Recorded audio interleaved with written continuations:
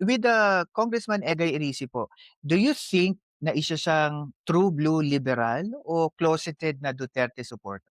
Well, ang pananaw ko ngayon, sa totoo lang brother, ang tingin ko dito kay, Congressman Erice is ano, parang Gwanson na kumbaga parang nagtatago siya sa sa sa kaniyang sinasabi na siya ay Pinklawan at hindi siya DDS, pero hindi. Kung makikita mo yung mga pronouncement niya, 'di ba, yung mga pinagsasabi niya, close malapit na. Kaso nga lang hindi niya lang mai-divulge, hindi niya lang masabi na, "Hoy, DDS ako."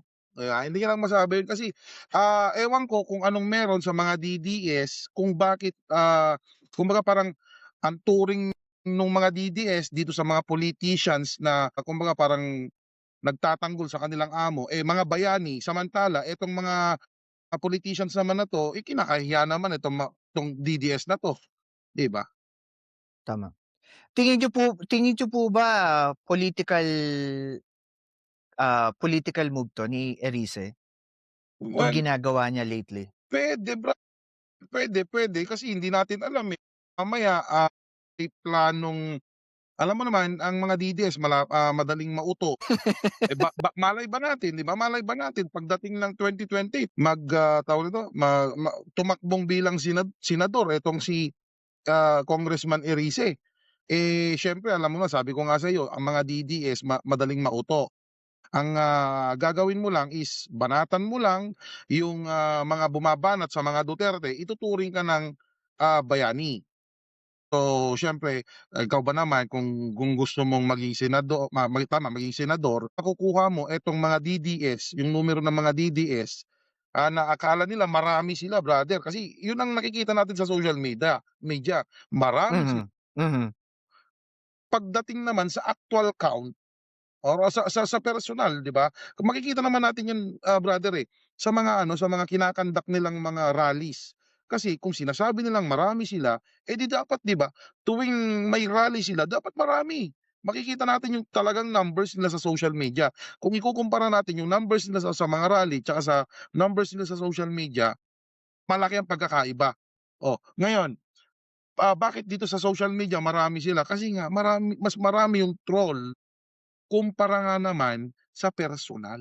'Yan ang hindi nakikita naman ng mga, mambabatas na gustong kuhanin ang simpatya ng DDS. Kumbaga parang, "Ay hindi, dito ako sa DDS marami 'tong mga DDS." Pero hindi nila nakikita troll ang marami dun.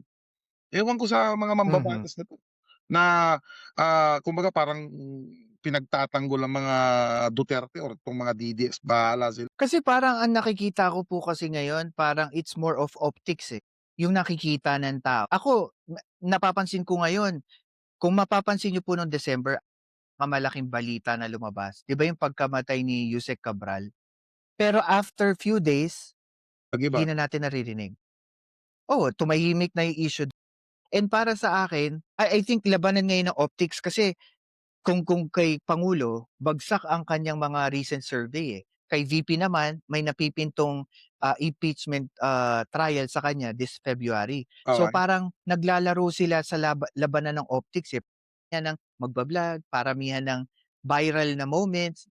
Parang yun yung napapansin ko ngayon sa social media, eh. Yun nga, mabalik tayo kay Congressman Elice. Kung sabi niya dito yung mga karamihan daw ng lumapit sa kanya para daw po i-propose at i-endorso yung impeachment trial against the sitting president Bongbong Marcos was the people coming from the mga previous allies niya, Mm. previous secretaries, yung mga sabihin na nating mga nagdedeklara ng mga DDS supporter na sa politika